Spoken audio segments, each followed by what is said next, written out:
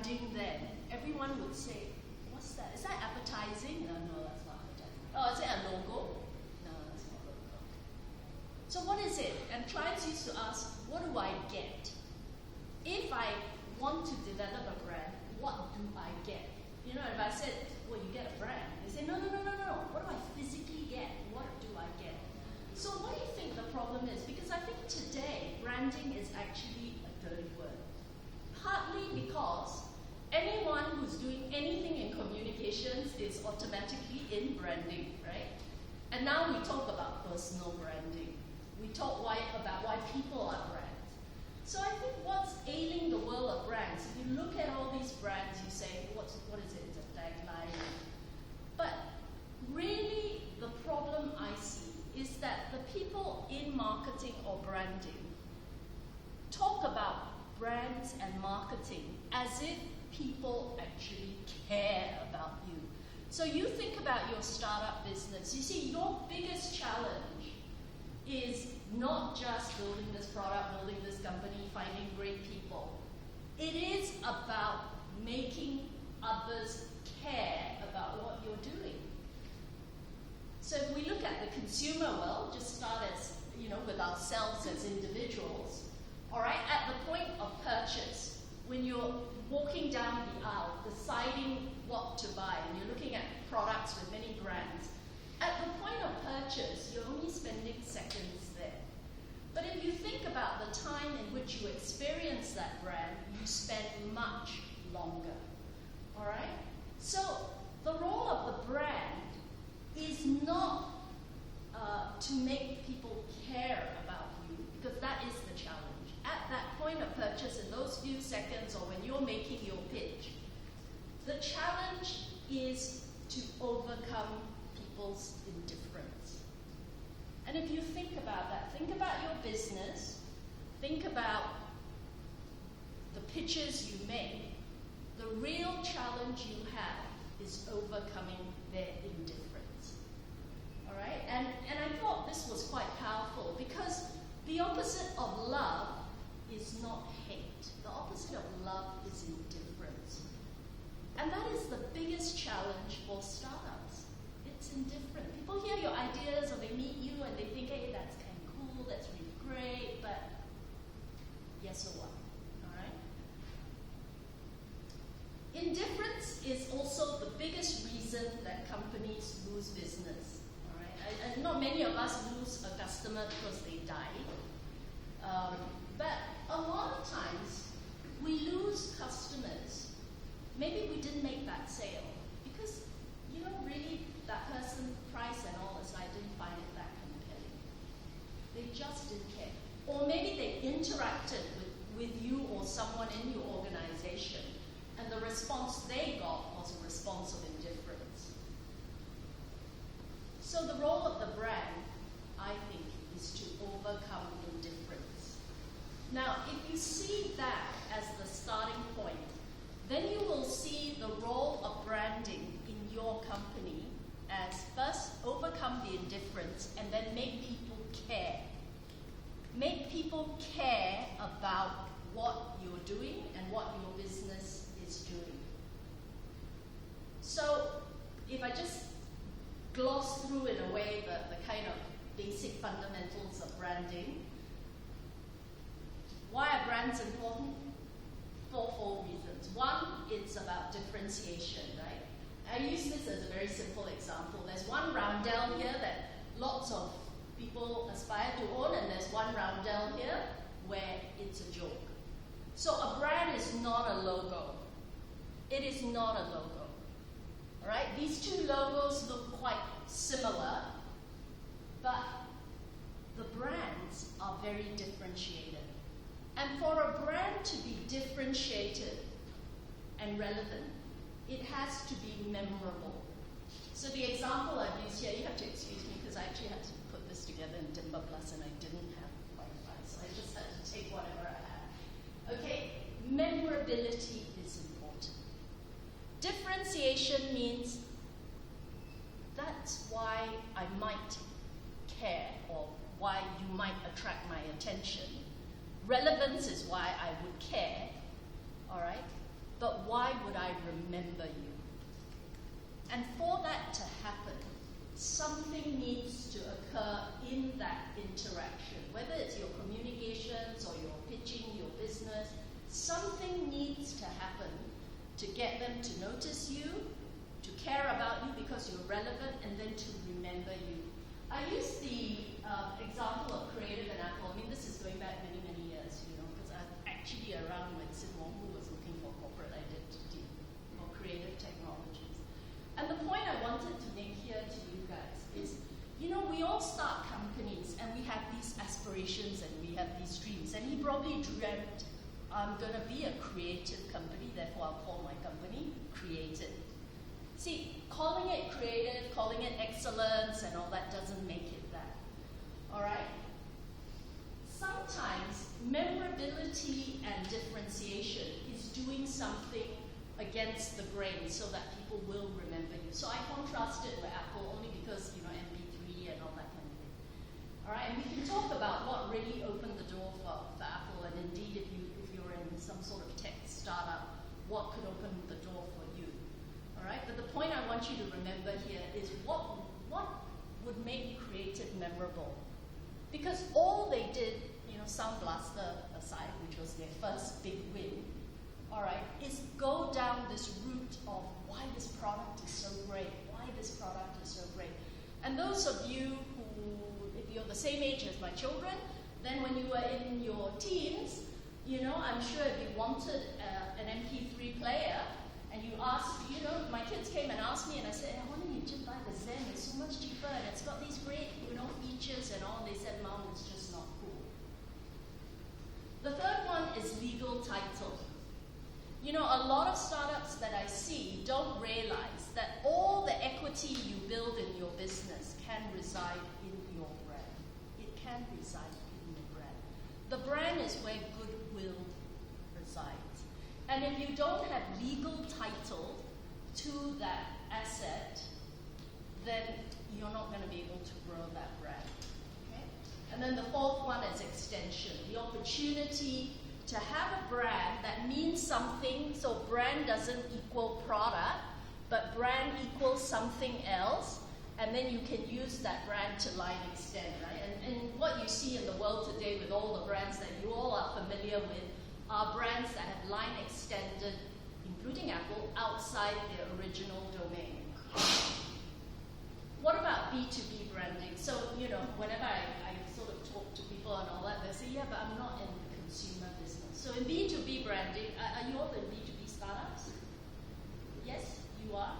The rest, you are. Okay, the rest of you are in consumer startups. Anyway, in B2B branding, people always say, you know what, business decision makers are very rational. It's, we need to try and get them with better sales and marketing. Branding really is about the logo, and they have a very narrow bandwidth or emotional bandwidth in the marketplace. But I would really challenge that, because B2B business decisions are also made emotionally. All right? So if we look at do a quick skim through the future of brands, branding started where it was about ownership. Branding capital and all that just said, this is mine. All right? My question is, where is it going?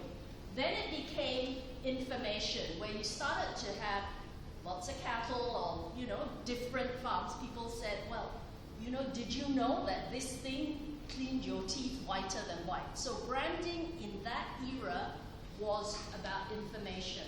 And during that period, it was the growth of advertising. So lots and lots of advertising happened. And then in the 70s and 80s, it became about differentiation. And that was because with the Industrial Revolution and all you see, things and products became commoditized, right? People can make things that are very, very similar. So when Henry Ford first made the car, then that was very differentiated because it was different from the horse. All right? But when you've got lots and lots of automobiles or automotives, then differentiation becomes more important. So this one is better. Although they seem very similar, this one is better. And then came the age of the aggregation. consumer products, you will see them in the big supermarkets, the malls. Now you see online shopping. They are aggregators, right? And in that age of aggregators, the message was relationship. We understand you. And because we understand you, although you can get it from someone else, you should get it from me. I understand you and I care about you. And I would say we then went into the age, probably in the late 90s and the noughties, the early 2000s. All right, this age of partnership. Tell me what you need, because we are partners. We are partners, I care. So all those things are, I'm different, I'm better, I care about you, and we're partners. So, let's win-win and grow together. See, my question is, where do you think this is going? Because in all of these periods, we're all reaching a point of saturation. But what we do see is the shift of power. In the past, power came from being the Laoban, the boss. I own it, and because I own it, I can sell it or I can trade with it.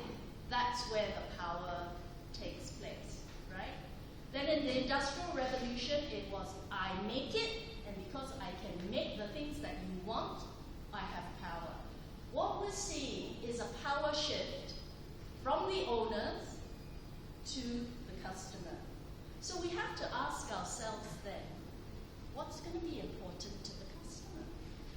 Where is it going with them?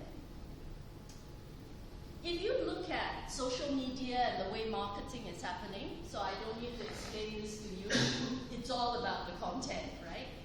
It's all about the content, because if we got good content, then we can have, opportunities to engage with other people. We can have it, we can start conversations, people will share, there's all this viral marketing, etc., etc.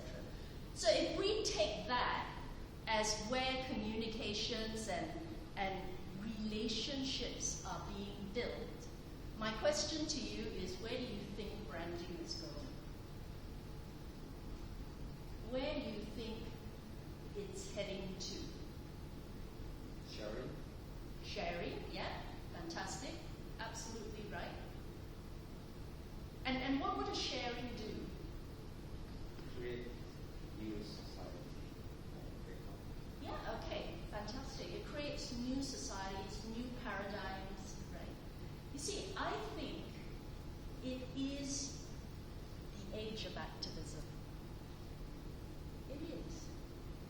You see, because now, people are asking, have you ever thought, that's what you're asking, your proposition, well, I hope that's what your proposition is, okay? You're a startup, you're going to someone and you're saying to them, have you ever thought about doing it this way? Have you ever thought about what this thing can do for you? See, I think in the sharing economy that we're talking about, the move for brands is really about relationships. It is about the relationship. So it's no longer that, somebody this morning was talking to me about a product, so about this, right? And he made a really good point, because he said, I was at a Learn Tech conference, so we were talking about learning, network learning and why it was on the rise. And he said, it's not about what this product can do for you, because value creation doesn't come from this product. It doesn't come from here. Because the value that you would get from this product is different from the value I get from the product, different from the value Chuck would get from the product. Because all of us would use the product in a different way and have a very different product experience. So the point he was trying to make is that value creation happens at the point of experience. Right? So that's a whole nother topic. But my point to you is, it's not about you make something or you have a service and you're selling that thing. It is about really understanding how the customer is going to experience it and how the customer might use that to build other relationships that will enhance his life. So in the sharing economy, or, you know, if you look at carousel and all that, what is that? They're strangers who are trading, who are exchanging. So it's about not the joining the dot between me, the producer, and the customer. It's joining the dots of those customers, of your customers, all right? And that's why I say that, you know, really brands then, if you take the point about brands being about overcoming indifference and building relationships, I think we're moving into an area of brands getting people to act in a different way. And that is going to be your challenge. Because you think about in your personal experience, you know, the brands that have succeeded are the brands that have changed the way you think. So, again, if I go back to my era, right, if you think about where IBM was great, you know, it was about nobody ever got fired for buying an IBM and all that kind of thing, right? It was big power, computing will change the world, and then Apple came around and said, actually, computing isn't going to change the world, you know, man is going to change the world. It was just changing a paradigm. You think about Body Shop, you think about TomTom. You know, where you no longer buy something for it to service you, you buy something because you think it will serve a greater purpose. That is the change. So my question to you as you think of developing your own brand is, what is your cause? What are you trying to change? Because if you don't change mindset, it's going to be very difficult to get the cut through, all right? So I would say, you know, what people have to think about now, in the commercial world, in, you know, non-profits, is purposeful branding. And purposeful branding isn't such a lofty idea. It isn't, you know. You know, I talked about, one of the things that activists has loved doing is, you know, we worked in Indonesia where basically they were barriers, you know. And I loved working there because I loved working with failed brands. You know, one of the reasons why I called the company Activist is because you know, when I was at Interbrand, all my clients were like Philips and IBM and Hewlett-Packard and all the, you know, the HPs and all of the world compact. And, you know, one of the realizations I had as a person was that basically if tomorrow I stepped out of this building and got knocked over by a bus, all my clients in that realm would continue. And yes, I get a lot of revenue, but who would care? Who would care that I got knocked over by a bus? And okay, thankfully I didn't. But, you know, they were the SMEs, you know. So even at that time when we started working with Ron Sim, I mean, he wasn't listed, you know, he had this dinky little office in the middle of nowhere. I had to park somewhere else and walk very far to get to him. But the point I'm trying to make is he would have cared. He would have cared. So then my question in terms of, you know, if I think about the brand that I have now, Activist, was the idea of this business and how I brand it has got to be about that relationship, about making people care, all right? So purpose-driven branding is built out of a strong empathy. Your cause doesn't have to be saving the world or whatever. It could be a very small cause. It could be a cause, you know, when I was talking to Ron Osim at that time, he had these stores, and it was called Osim Health Check. And I kept thinking, why is it called Health Check? Because Health Check sounds like health screening. And then, you know, as you walk past, this horrible guy with a back massager would lunge out at you and give you a free massage. You know, that was just what was going on. So when we talked about branding, actually all Ron wanted to do was to kill Otto. He spent 3 months complaining to me about Otto. So again, in startups and businesses, you worry about the competition. You worry about the competition. And I said to him, I said, Ron, you know, so his big bugbear was, he said, you know, I feel very frustrated because when I invest in something, then Otto was my ex-partner, copies it, right? So if I get, who did he get to sit in his first chair? Somebody like Moses Lee, you know? And then Otto would get Lydia Sun. You know, it would be something like that. And it frustrated him because he said every time he advertised, Otto would sell another chair. And the reason for that is their chair was cheaper.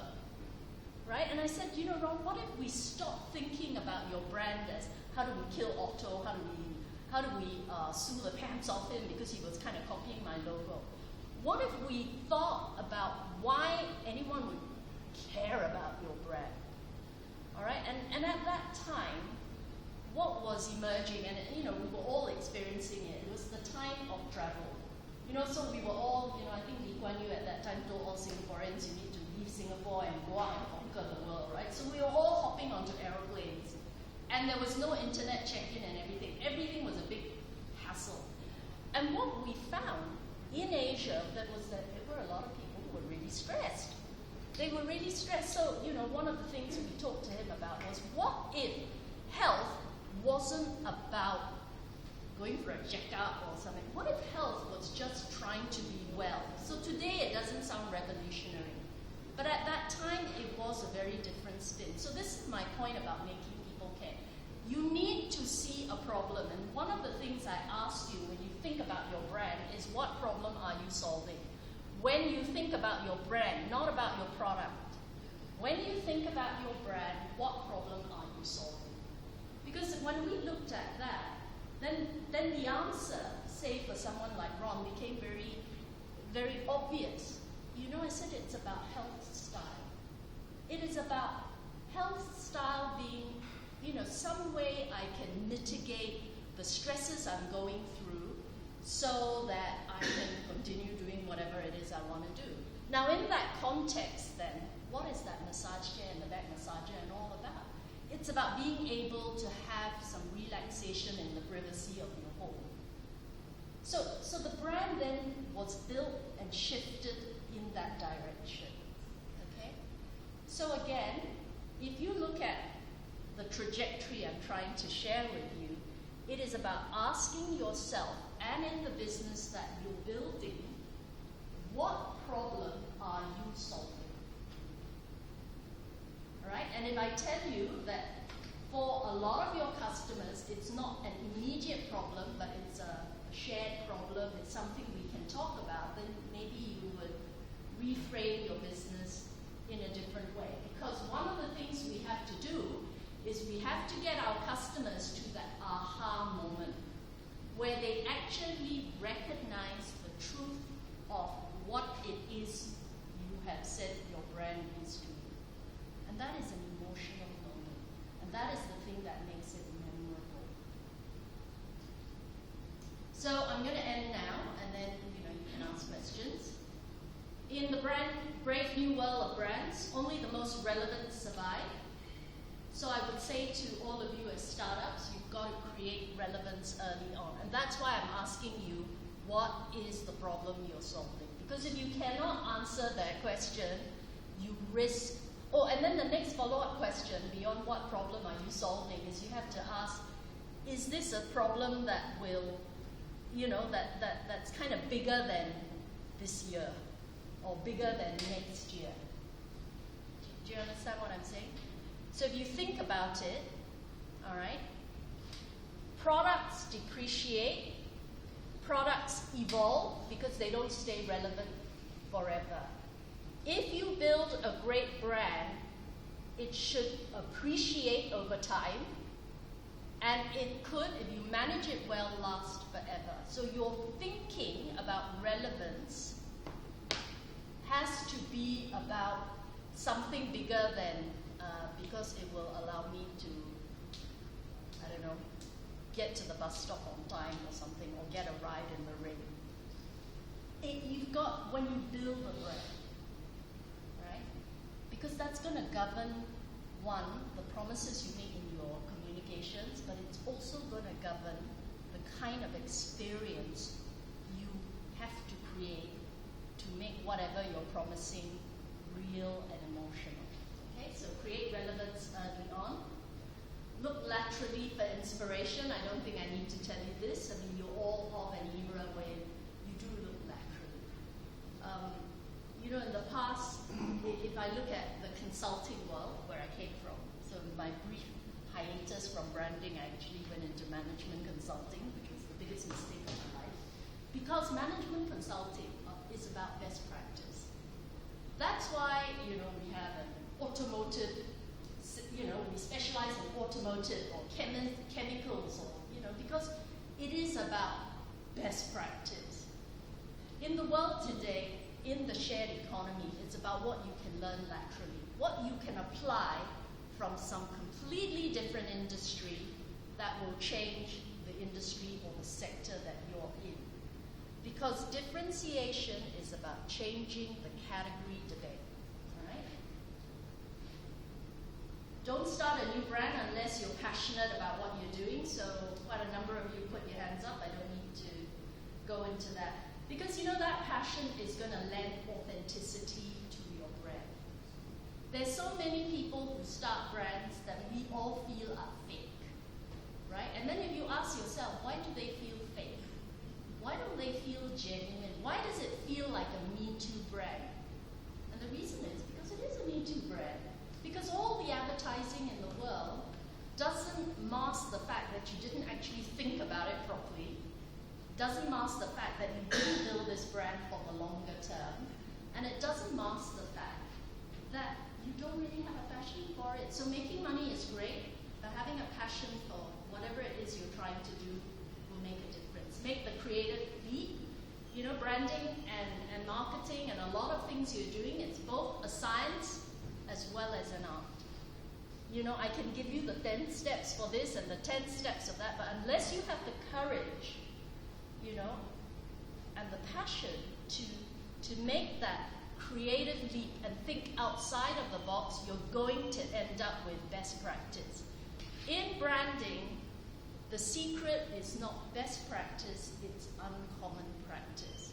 It is the practice that no one else is doing, whether in the way in which you deliver that service, the way in which the product is experienced. That uncommon practice will make it memorable and will make it shareable.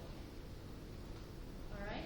And then lastly, you know, I mean, people always poo-poo this, and my children in particular, they always tell me, you know, that, you know, because I'm going to be a doctor or I'm going to be a lawyer, you cannot be very smart, Mom, because you're in marketing. Because they think that personality doesn't make a difference. Personality makes a huge difference. Now, not all of us are going to be charismatic. When I look at startups and I look at startup branding, to some extent, the personality comes from the founder. So it helps if you are Steve Jobs or you're Richard Branson, and what helps then, beyond their passion, is obviously an ability to articulate their ideas and what they're thinking. All right? But what if you just say, hey, I'm an average Joe, and, you know, but you know, your brand can have personality, your belief can have personality, your passion can have personality. So yeah, obviously, if you had that larger than life personality, you can be the embodiment of your brand. But it doesn't mean that if you didn't, your brand should be, you know, just, yeah, it's about teamwork, caring, excellence, right? And I hate those values. You know, when I run client workshops and I say, okay, I cannot use the word excellence, integrity, trust, you know, teamwork and all that. You've got to look for some other values. Some people tell me, oh, we're going to have a very short workshop. And then I think in the organizations we work with today, when I say, okay, and you cannot use the word we are a learning organization, they say, oh, workshop even shorter. All right? Don't stay with these sort of, you know, very generic values. Frankly, if you're not trustworthy, you ain't going to have a business in the long term, right? If you're not caring, why should anyone care about you?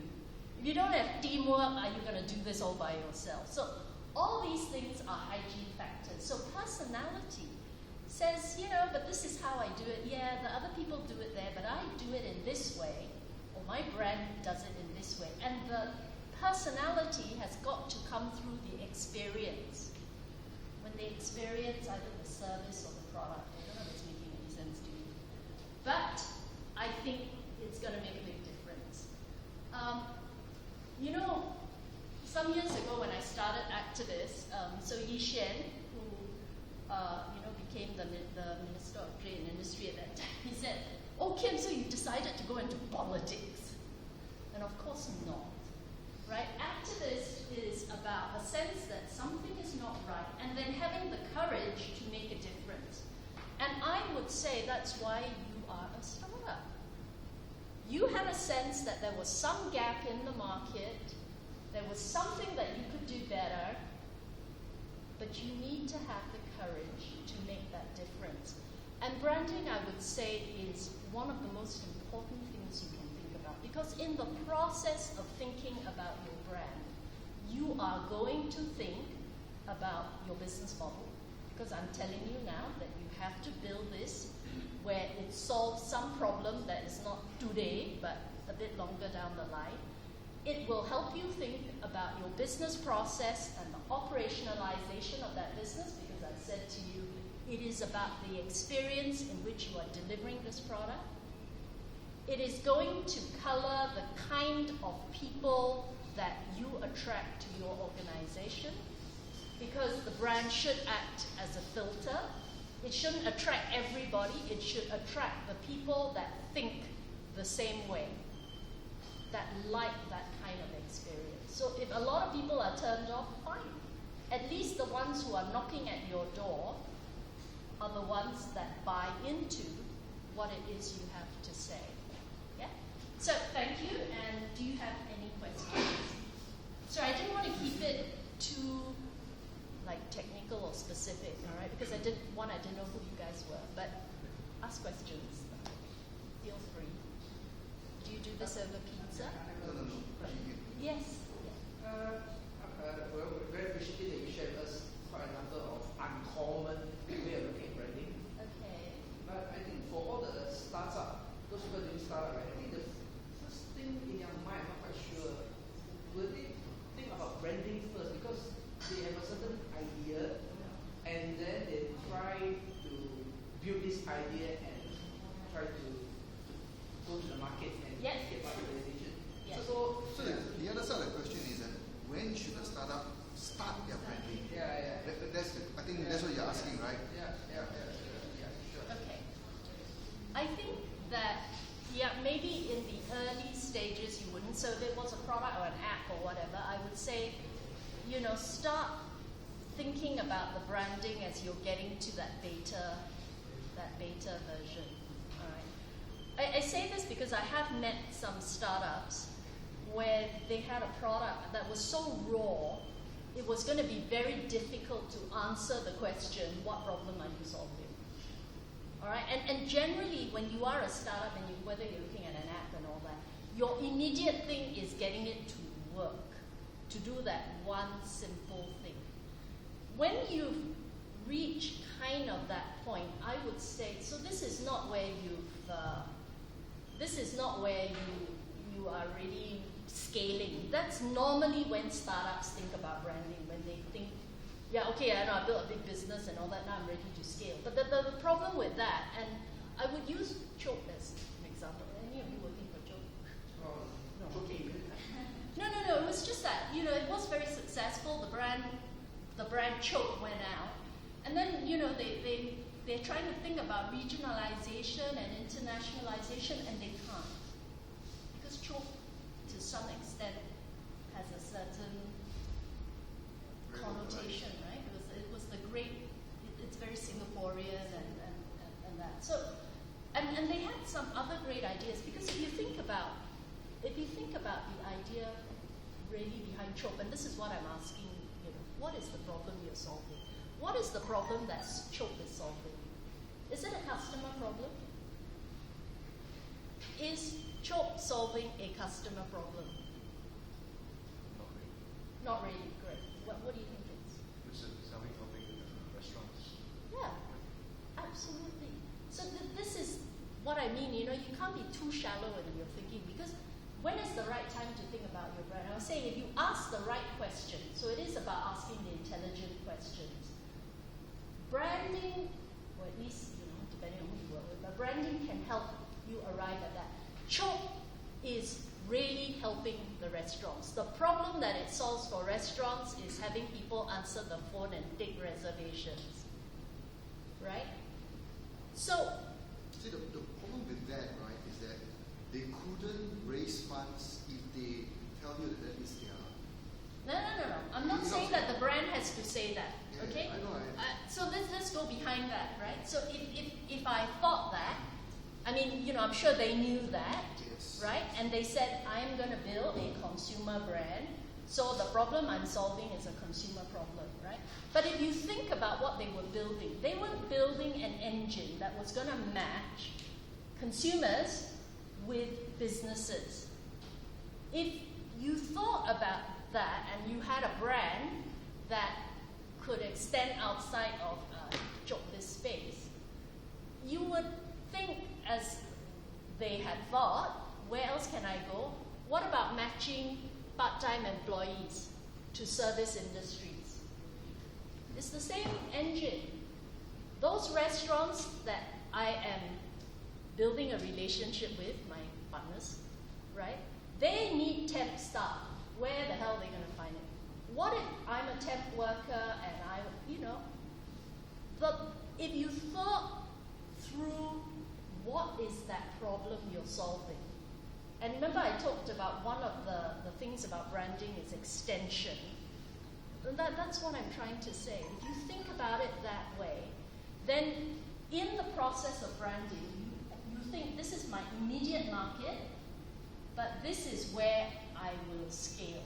And as a startup, surely that's what you all think of, right?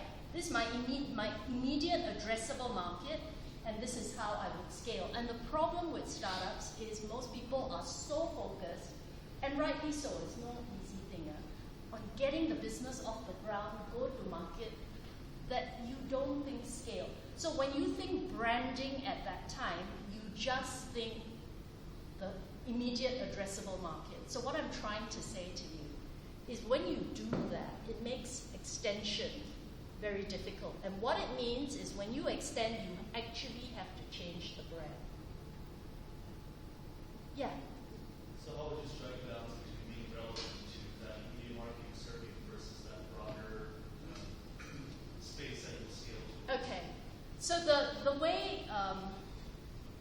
way we approach it when I work with clients and all that is, for us, the brand opportunity, okay? The brand opportunity has 4 areas of interrogation, right? One area is called differentiation, which I talked about, which I said, in the sector that your product or your service is in, there is a category debate. There is a way in which people think about it, and then the question is, how do you change that category debate? There is another quadrant that I call relevance, which asks the question, what important problems are you solving? And that could be a consumer problem you're solving, but also your business partner problem that you're solving, right? The third quadrant is competence, credibility. What is it in what you have now that you can actually say I'm undisputedly good at? And the fourth quadrant is the bit that addresses your question, which is where can this go? So all I'm trying to say is my belief when we think about building brands is to think, if this succeeds, where could it go? And I don't mean if this succeeds, I'm going to China. I'm talking about if this engine and this thing that I'm conceptualizing, and it would vary from sector to sector to whether you've got product or service or whatever. Where could I take this? If this idea I have takes off, where could it go? Now, for us, where those 4 dimensions intersect is where the brand opportunity lies. And so I guess the point I've been trying to make in this discussion is that is why I feel that, branding has lost credibility because people think it's marketing. It is strategy. So it is strategy, and it is intellectual property. And if you are going to build equity and value in this piece of intellectual property, you have to, when you are conceptualizing and thinking about branding, think about longevity and where it's going to go.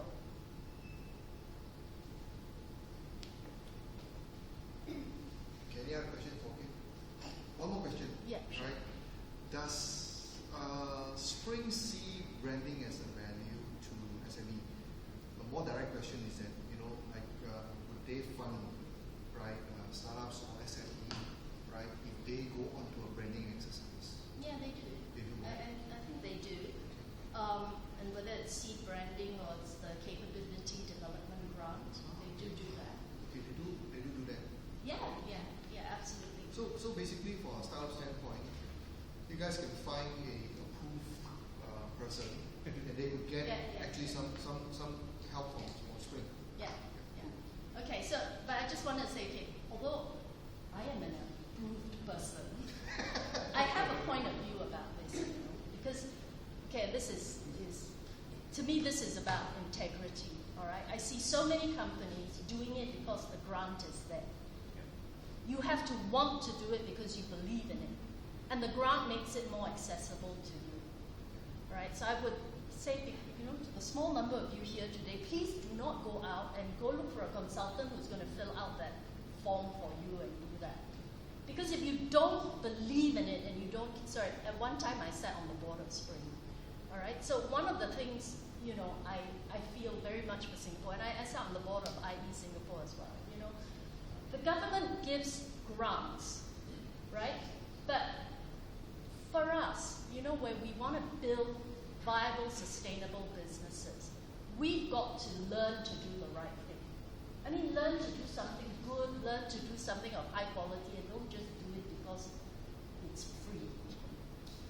It's not free. It's not free, because it costs 30%. 30% of the total cost is the cost you need to pay. Don't do it for that. Okay. Thank you very much, Kim. Really appreciate your time. Oh, really? We have one more presentation from my startup, right? Yes. And you guys have 15 minutes. Oh, sorry, I took No, your time. no. Yeah. So, the guys are actually, I know the guys through SMU. These guys are doing their final year project. Very interesting one, and I think through their final year project, they actually show me the passion that, how a project or a startup should be. Without further ado, I get someone to tell you guys what they are doing.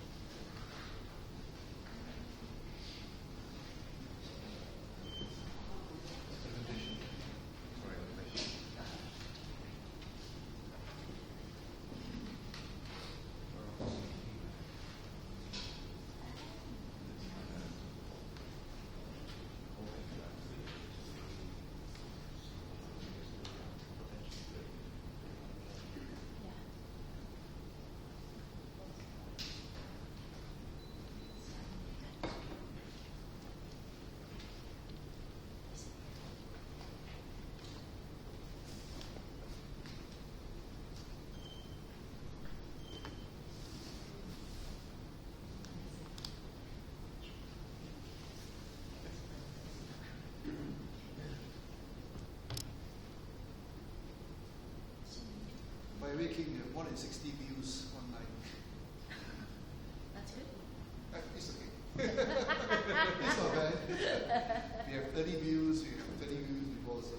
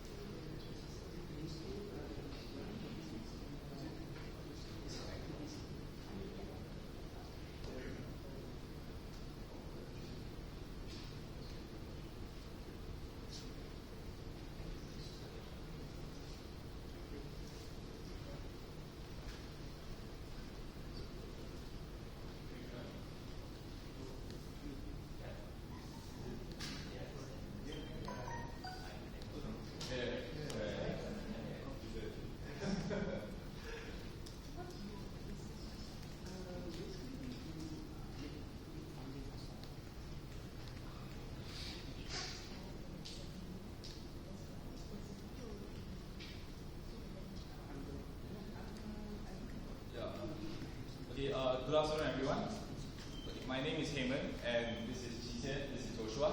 We are a group of SMU students who are here today to share a web application that we have built, and we are currently testing against the market. So our company name is MaiMai, where we seek to build trust in consumer-to-consumer transactions.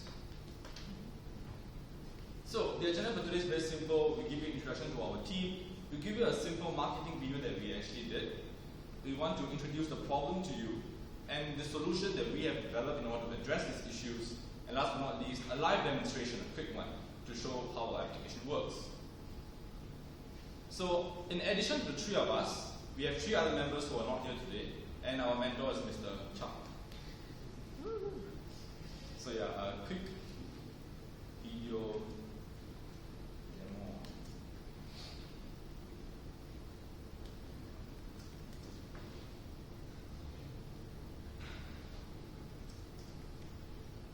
Yes.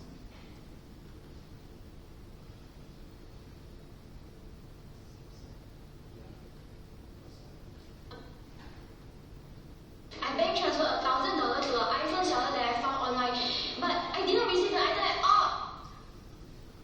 I said groceries and traveled all the way to Jurong East, calling to sell a MacBook to a buyer that promised to be there but didn't turn up.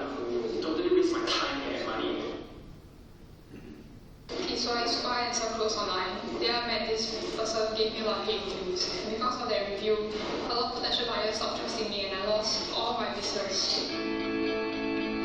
Introducing MaiMai. MaiMai allows you to generate a secure transaction from any external platform. MaiMai allows you to chat in real time with users across various platforms.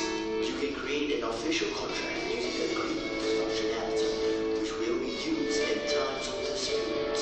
Pay a deposit or the full amount via MaiMai, and we will hold on to the money for you until you get your products safe and sound. MaiMai lets you launch a dispute where we will investigate using the features and compensate the rightful user. MaiMai, building trust in consumer-to-consumer transactions. Yeah, that's the video.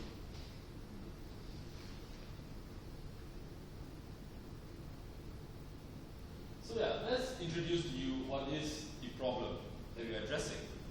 So as you all saw from the video, we have been constantly talking about what is consumer-to-consumer transactions. So all of you will be familiar with B2B and B2C. But C2C has been around in the form of eBay, Amazon, and people sell to other parties. But the issue is many other platforms are coming up. As you all know, Carousel is one where people have been constantly being able to buy and sell. But there is a problem in this market space. Things that there is a lack of security and regulation within a C2C market space. Because primarily, there are a lot of online scams and frauds that happen and they go unrecognized. There's not much things that can be done in order to address it. And even though the current processes that are in place, they take very long and sometimes they can be completely unreasonable. Another thing is that reviews. Everyone looks at reviews as the most important thing before they buy and sell their products. But the problem is, in the current market space allows people to review each other, and reviews can come in the form where people can give unreasonable reviews due to personal reasons that have nothing to do with the transaction. And as such, you could be someone who's who's selling on a regular basis, but could end up getting negative reviews for no absolute reason or for due to malicious users. And that can have a considerable effect on your business. And overall, this experience causes people to have no sense of assurance when dealing on such marketplaces. So if you take a look at the screen above, these are common things that are happening on platforms like Carousel, for example, where people are playing vigilante and they're using their own platform, the listing platform, to list and warn people of potential scammers and frauds. In fact, my team and I, we went down and talked to all these people where they were, on one day when I searched, literally typing the word scam on Carousel, I had almost 50, 60 listings of people just posting and warning people of each other not to be involved, not to get into all this. But the problem is, people who try to scam can once again come in with new different accounts and try to cause an issue. Not just platforms, forums, VR Zone, Hardware Zone, and any other local forums. People are buying and selling. And the problem is that on these platforms, usually you don't really have payment options, and sometimes you have to resort to doing bank transfer. And when you're doing this, you are at the pity of the person who's selling you the product. And he or she might just want to wave their money. And similarly, but the problem is these are communities that are very concrete. you want to deal in this community, but then it's very inconvenient, especially if people try to abuse it. Reviews. So as I mentioned previously, the importance of reviews. So reviews can actually play a very pivotal role in determining whether you buy and sell. But then as a seller, I'm not exactly convinced, because what if people give me a rating that does not exactly reflect it, because I have experienced it myself. Whereas I gave a negative review to a potential buyer when I was selling on Carousel, that you didn't make it on time, I waited an hour for you, you're not really a good buyer at all. But this is not my problem, I'm not the one in the wrong. But this person gave me a negative review saying that I was not understanding. It doesn't make sense. And at the end of the day, it reflects on my profile, and people look at it and they think that I might not be a reasonable buyer at all. And based on statistics, 47% of all C2C transactions, that's actually a study done by Canadian University, states that all the reviews that are given are actually not exactly the best or reflective of the transaction itself. And even on eBay, 15% of the top sellers request some of the reviews to be removed because it's causing a problem to their business. So what is the solution that we have come up with? And that is MaiMai. So there are three main things that we want to bring via MaiMai. First, a platform independent rating. So know that we are not another C2C marketplace. We are a transaction and a dispute management platform where we allow people from other or users from other platforms like forums or any other marketplaces to carry out their transaction process. We are not matching demand and supply of products, but bring their transaction process to us, where we will be able to give them a platform independent rating. What do I mean? So you can have three people, you can have one particular person selling on three different platforms of one of the same product. So when he or she has customers coming from different platforms, they all consolidate onto our platform because we handle only the transaction. And as such, your rating is not tied down to any other marketplace, but it's a reflection of all other marketplaces, and your review is much more concrete in that sense. Next, a regulatory and mediatory system. So this is one of our unique selling points. We want to be able to develop a dispute management system where we will handle every single component that might possibly arise during the course of a transaction. Thirdly, payment avenues and real-time transactions. So as you can see, we also provide chatting capabilities. And another thing is payment. Payment is very important. Monetary, your money, where does your money go? Who holds your money? And we don't want to blindly bank transfer money to people or do an ATM transfer expecting the person to give you the product. It's not fair for the buyer, neither is it safe as well. So by being able to hold on to the money, you'll be able to protect both the buyer and the seller.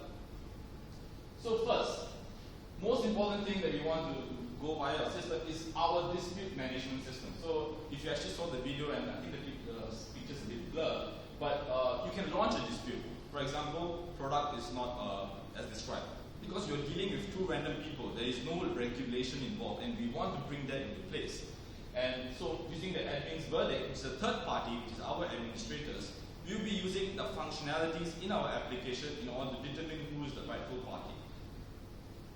So how do we facilitate this dispute management process? You might ask, who are you to do it? How would you know who's the rightful party? So in order to make our process of solving disputes much more efficient, we introduce online agreements and contracts. So what's so unique about this is that first, most of the things that we discuss on the consumer market space is free text. People just talk themselves. Sometimes you might even overlook the details that that might be very important to a transaction. Sometimes the seller might say that the screen is cracked at the side, but you might not catch it and just accept it. You go on the spot, you realize that the screen is cracked. Then how? You wasted your time and resources having to dedicate yourself to that particular transaction. So, and this agreements functionality lets the user have an overall look, an overview of the transaction that they are getting themselves in. And we are automatically able to transfer this into an online contract. So all this information will be used as the primary source of evidence when a particular party launches a dispute. As long as you follow whatever that you are agreeing with the other party, you will be safe and sound and be compensated accordingly. So as mentioned previously, the platform rate independent review and rating. This rating is not fixed to or tied down to any other platform. It's a reflection of all the customers that you might possibly get from every other platform. And online payment, this facilitates the process of monetary compensation. So you can make a deposit and we will hold on the money for you until you are satisfied, the buyer is satisfied. You will then pass over the money to the seller. And sometimes one unique case I want to bring up is that what if I'm a seller and I went all the way down, like one of my members mentioned just now, I went all the way down to the other side of the country only for the guy to not turn up. I wasted so much money traveling there, so much resources and time. How? You can, as a seller, request for the buyer to make a tiny deposit. You hold on to this deposit. And when you realize that the buyer didn't turn up, you can launch a dispute and we'll be able to compensate you accordingly for the time that you wasted. And of course, where do I have to talk? Your platform is dealing to transaction. Do I have to still use the previous platform to talk to my party? No. You can use our real-time chat features, which is coupled with the agreements. So as you add agreements, you'll be automatically reflected in the chain system, so it provides a more unified process as a whole. So yeah, now let's move on to a live demonstration by my team members who show you how the application actually works.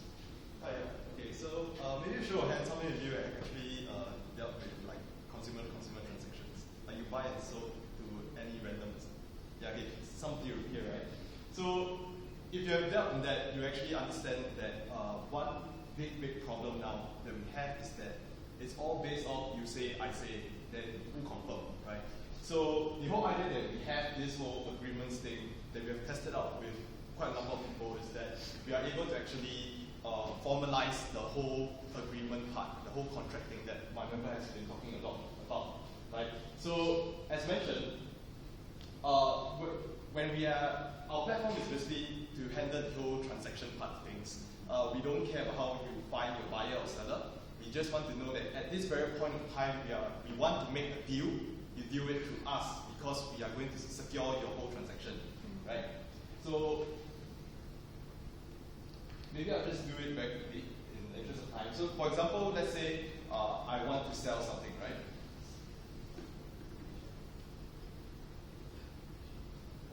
And as a seller, I have a few agreements, right? And because this is the consumer-to-consumer transaction, there are usually things that happen that is very different from something like B2C.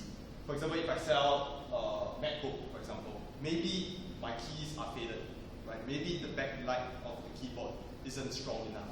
So these are very unique to this whole transaction that we're talking about consumer-to-consumer.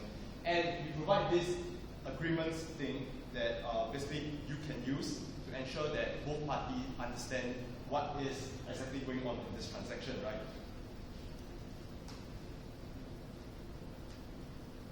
So for example, we say, okay, the backlight of the keyboard is not bright, right? Simple as that.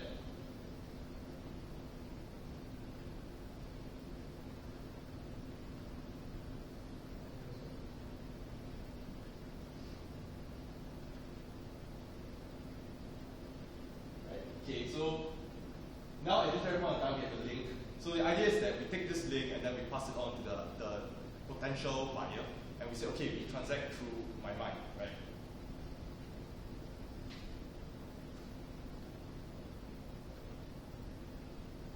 Okay, so now we are just going to simulate you a whole transaction flow that usually happens if you have dealt in C2C transactions before, right? So, for example, now we say that the first thing, we say that, okay, as a buyer, my friend here, a buyer, he will have confirmed that I agree that the backlight of the keyboards are not okay. So if he's going to complain about that, then we already have agreed on the very point, right? So, for example, if he asks further, like, is maybe the screen, are there scratches on the screen, right? And then I realize, okay, yes, there are actually some scratches, right? So there are minor scratches. And then I want him to agree with me, right? Because this is a formal, more formal contract, right? So I will tell him,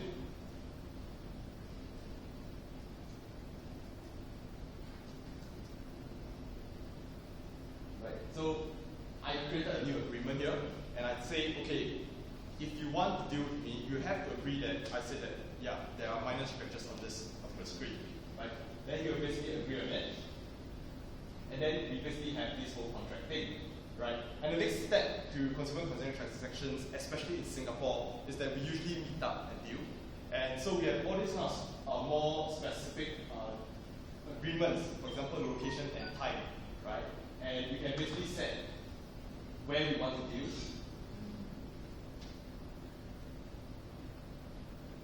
Right, when this is our school.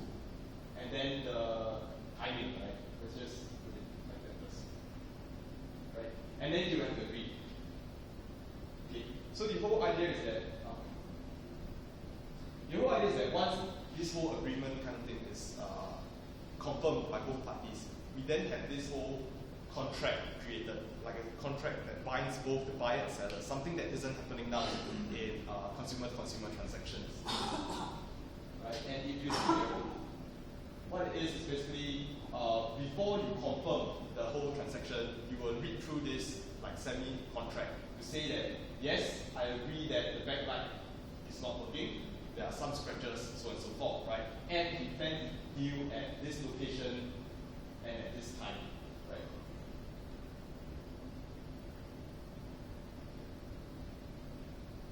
Right. So at this very point of time, the whole transaction is created, the contract is basically signed by both parties. So what this actually means is very simple. In the event that there is a problem, a very straightforward problem, for example, if the buyer were to say, I don't want to buy from you because there are scratches on the screen, then obviously the buyer is in the wrong side, right? Because he had already agreed that I want to buy this and I agreed that there are going to be scratches on the screen, for example. Right? So this actually helps to aid the whole dispute management process that we actually want to introduce to this whole market now. Right? And of course, if everything goes well, basically they'll confirm and we'll give each other the ratings, right? We basically rate each other. Simple as that.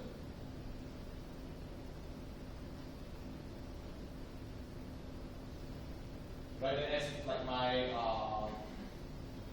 as like Eamon was saying earlier, we'll have like all our reviews. There will be independent of the platforms that you're going to sell. You just carry this to your forums, to your different marketplaces, and simple as that, right? So yeah, that's all we have here. If you have any questions, maybe you can just answer them. Yeah, otherwise, thank you. Any questions for them? I think they're going to get an A. Because this is the first few group of students I mentor, the program actually worked. And they actually can take money from your account. Is this the IS-40 project? Yes, it's the IS-40 So you project. intend to, like, after you finish your studies, get on this IS-40? Yes, that's the whole point. Whether we check or not, we have to see. But we intend to go further beyond a school project. Yeah. As Good part, idea. as part of your chat function, right? Can you share images? Yes, you could. Yes, that's quite. Yeah, because then you can photograph the scratches. Yeah, that's right.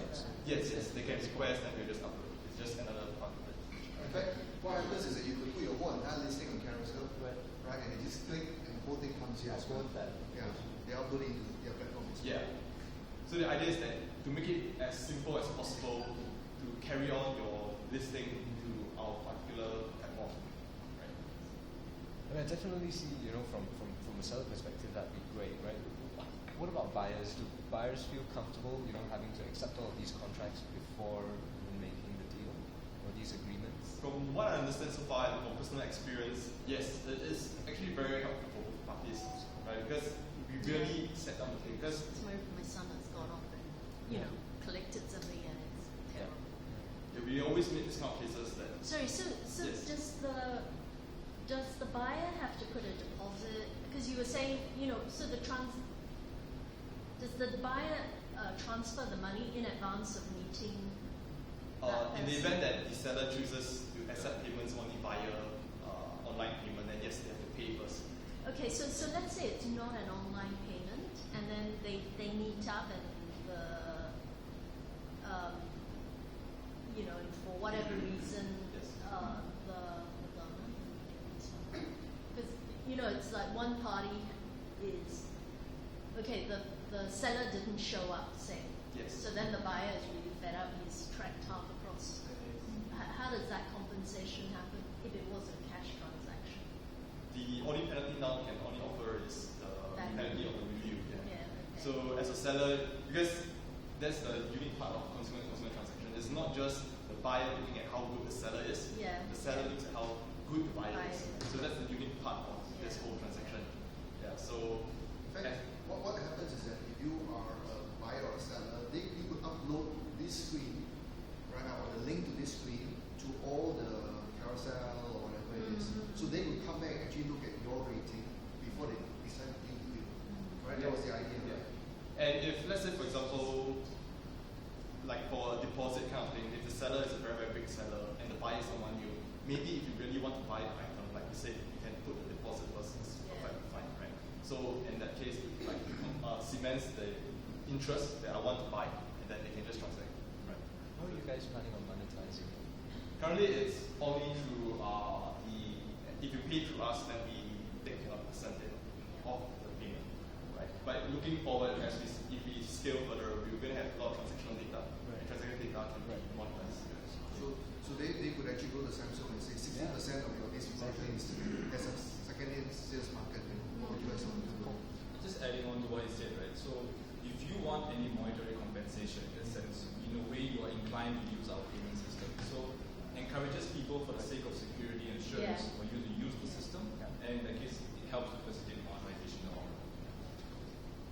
So the biggest challenge you've got actually are the actual platforms themselves now, because they're trying to solve this problem themselves. They're trying to make it big and sell it to the platform. Each one of them make $1 million. Yeah, or license. That's one of the biggest challenges. Yeah, definitely. Yeah. Alright, if not, guys, thank you very much. They're still going to be around having pizza, so you